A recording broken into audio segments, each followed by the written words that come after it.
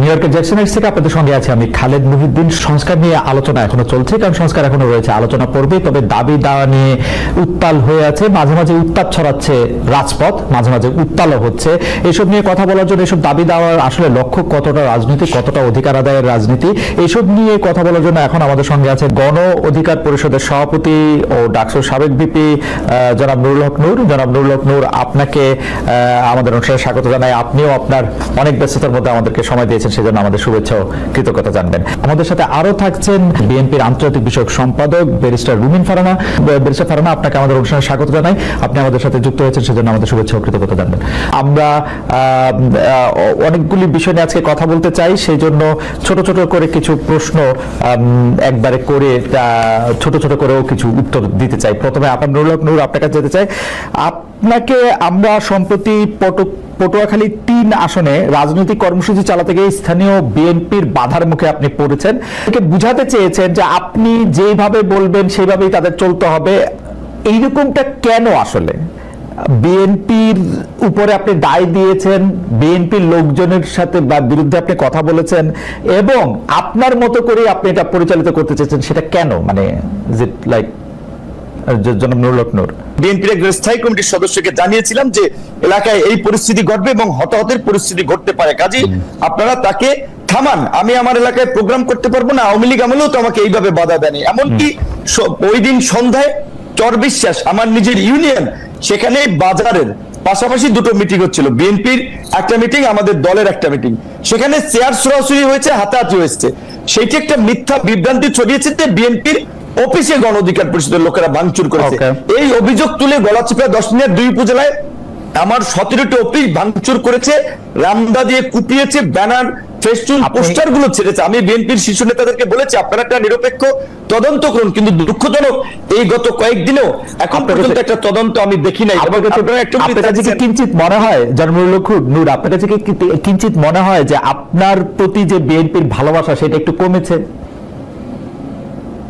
হতে পারে, কারণ ধরেন বিএনপি আওয়ামী লীগের মতো বড় দলগুলোতে আওয়ামী লীগের সময় দেখেছেন না, একদিকে নৌকা একজনকে দিয়েছে, আবার স্বতন্ত্র আরেকজনকে দামি ক্যান্ডিডেট দাঁড় করিয়ে দিয়েছে যে তুমি যদি জয়লাভ করে আসতে পারো তাহলে ঘরের ছিলাম না ওয়েলকাম। এখন একদিকে হ্যাঁ রাজনৈতিক মিত্রতার জায়গাতে হয়তো বিএনপি আমাকে এই আসনে তারা সহযোগিতা করার কথা বলেছে, আবার দিকে তাদের দলীয় ক্যান্ডিডেটও মাঠে নামিয়ে আমাকে একটা বেইজ্জতি করার জন্য, লাঞ্ছিত করার জন্য বা হামলা মামলা করার একটা পরিবেশ তৈরি করেছে। আমি যতদূর জানি এটা একটা লোকাল এখানে বড় ধরনের একটা গ্রুপ এবং কেন্দ্রীয় কেউ তাকে সাপোর্ট দিচ্ছে। তো এবং এটা বিএনপির, আমি এইটুকু বলবো, টপ লিডার থেকে শুরু করে সবাই জানে। তো গত বছরের সেপ্টেম্বর থেকে এই পরিস্থিতি চলছে, যেহেতু তারা তো কোনো পদক্ষেপ নেয় নাই, তাহলে তো অবশ্যই এটা বোঝাচ্ছে যে বিএনপির কোনো অংশের সিগন্যাল ওইদিকে আছে, এটা তো বাস্তব।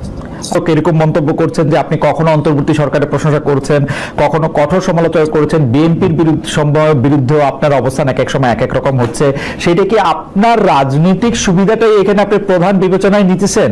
কেউ আপনাকে সাবেক প্রেসিডেন্ট HM এরশাদের সাথেও তুলনা করছেন যে উনি যেমন একটা পার্টির নেতা হিসেবে রাজনৈতিক সুবিধা নেওয়ার জন্য তার অবস্থান পরিবর্তন করতেন, আপনার মধ্যেও কি সেটা দেখা যাচ্ছে কিনা একটু যদি মন্তব্য করতেন। অবশ্যই রাজনীতিতে প্রত্যেক রাজনৈতিক দল দেশ জাতির জন্য যেমন কাজ করতে চায়, নিজের পলিটিক্যাল পার্টির স্বার্থটাও দেখবে অবশ্যই, কারণ সে যদি পজিশনে না থাকে তাহলে সে কিভাবে কাজ করবে। তো অবশ্যই রাজনৈতিকভাবে আমরা আমাদের দলীয় একটা অবস্থান আমরা দেখবো যে এইখানে একটা জোটে গেলে আমাদের একটা ভিন্ন অবস্থানে থাকলে আমাদের রাজনৈতিক অবস্থান ঠিক হয়, আমরা মাসের জন্য কি করতে পারছি।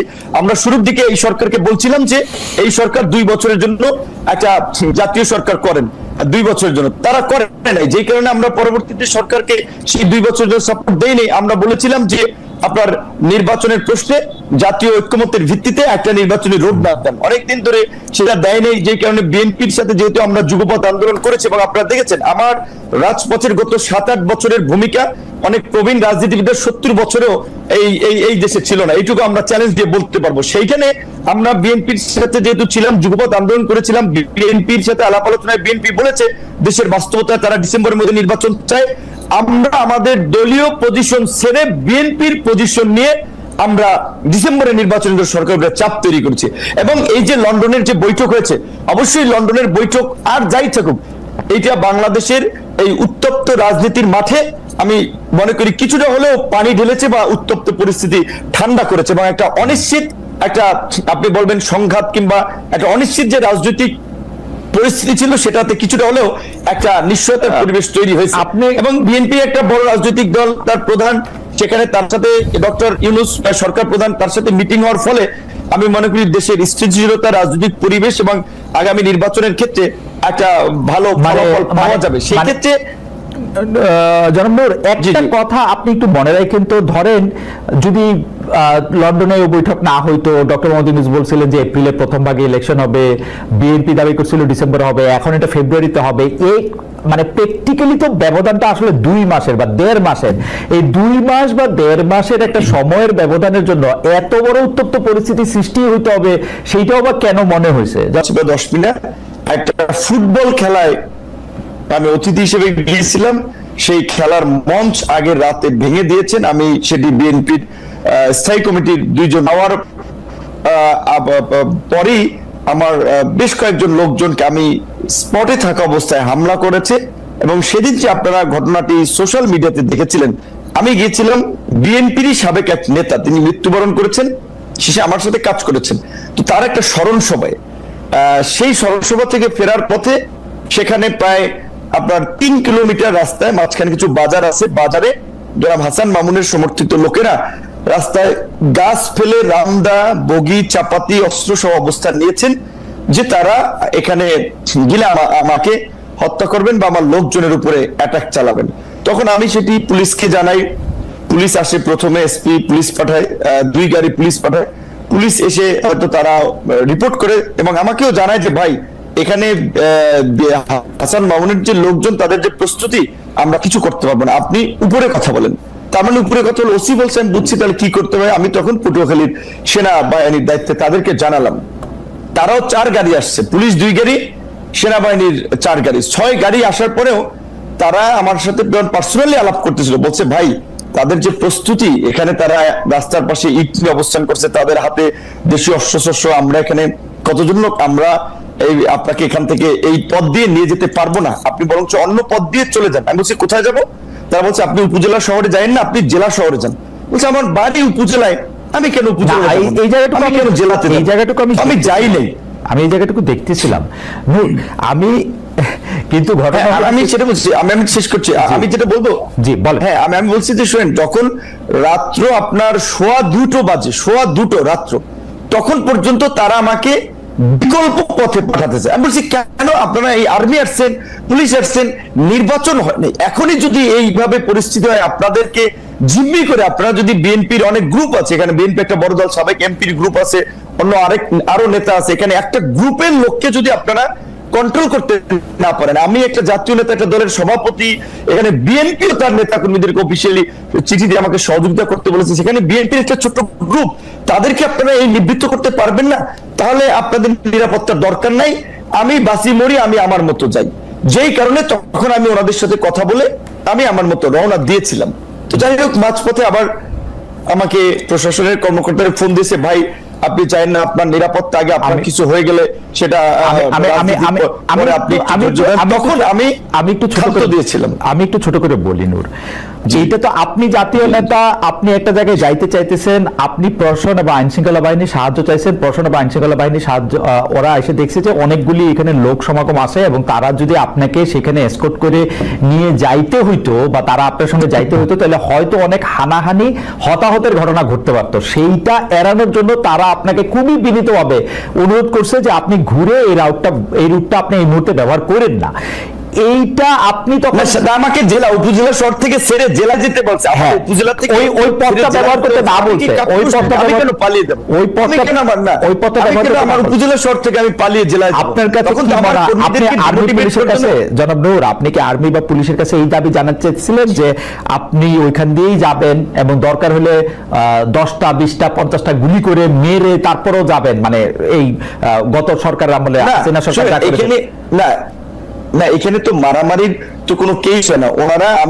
ওনারা যদি জাস্ট সিম্পল ভাবে যদি ওদের সাথে কথা বলে বলতো যে এখানে তারা যাবে, আপনারা এখানে পথটা ছেড়ে দেন, কারণ আমার রক্ত রোধ করার তাদের অধিকার নাই। আপনার কাছে- তো একজন আপনি সন্ত্রাসীর কাছে পরাজয় বরণ করবেন, তারা আপনার রাস্তাঘাট অবরোধ করে আপনার কেন? কাছে কি- আমি কি কাউকে মার্ডার করেছি? আমি কি সেখানে চাঁদাবাজি করতে গেছি? আপনার কাছে- আমি একটা রাজনৈতিক কর্মসূচিতে গেছি, আপনার সেখানে কাছে- কেন তারা আমাকে অবরোধ আপনার করবে? কাছে এটাই তো কি- তাদের অপরাধ। আপনার কাছে কি মনে হয়েছে তারা কেন কথা বলে তাদেরকে রাস্তা থেকে সরিয়ে দেন নাই? স্পষ্ট নেই। এখানে আমি যতদূর জানতে পেরেছি তারা বলেছে ডিসি সাহেবের অনুমতি নাই।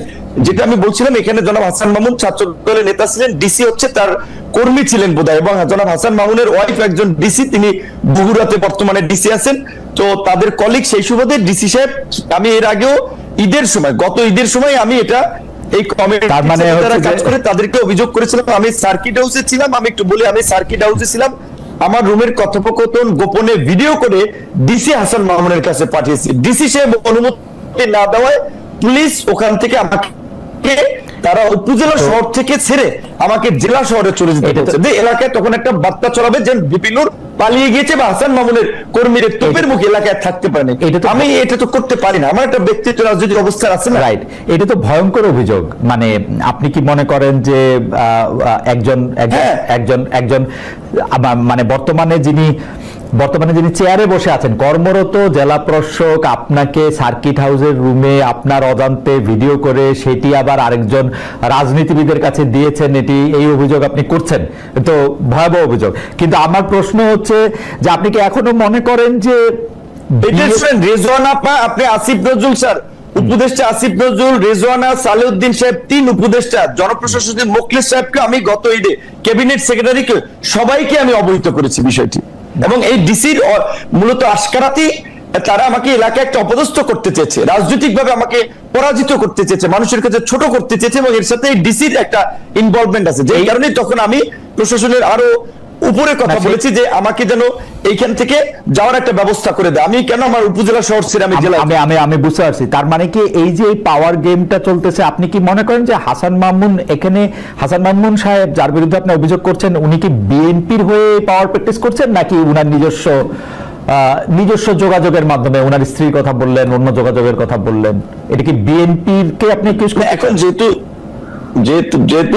ধরেন, এটা আপনি জানেন, বিএনপি আওয়ামী লীগের মতো দলগুলোতে পদে থাকলে নেতার পিছিয়ে মৌমাছির চাকের মতো লোক থাকে, পদে না থাকলে 5 জন লোক তার পিছনে হাঁটে না। তো তিনি কেন্দ্রীয় নির্বাহী কমিটির সদস্য, সেই সুবাদে তিনি মনোনয়ন চান, এলাকায় একটা গ্রুপ তার পক্ষে আছে, তো স্বাভাবিকভাবে তিনি তার রাজনৈতিক পদবি ব্যবহার করি। এবং আমি আপনাকে এইটুকু বলি, এই ঘটনা ঘটবে এটা আমি যখন জানতে পারি, আমি দুপুরবেলা, আমি আপনার এখানে নাম না বললাম, নূর, আমরা আপনার কাছে পরে আয়শা একবারে শুনি এই ব্যাপারটা নিয়ে। আপনি আপনার মন্তব্য করেছেন আসলে কেন এটা হয়েছে। আমি অন্য একটা জায়গা থেকে একটা ব্যাপার আপনি বিশ্বাস করতে চাই। আপনি নিশ্চয়ই দেখেছেন যে এরকম কথাও হয়েছে যে লন্ডনে ডক্টর ইউনূস এবং জনাব তারেক রহমানের মধ্যে যে বৈঠক হয়েছে, এর একটা বড় কারণ হচ্ছে এই সরকারের নানা ব্যর্থতা, আমি বলবো না, কনফ্লিক্ট অফ ইন্টারেস্টের জায়গা থেকে সরকার অনেক কিছু করেছে যেটা আসলে সে পরে তারে এটা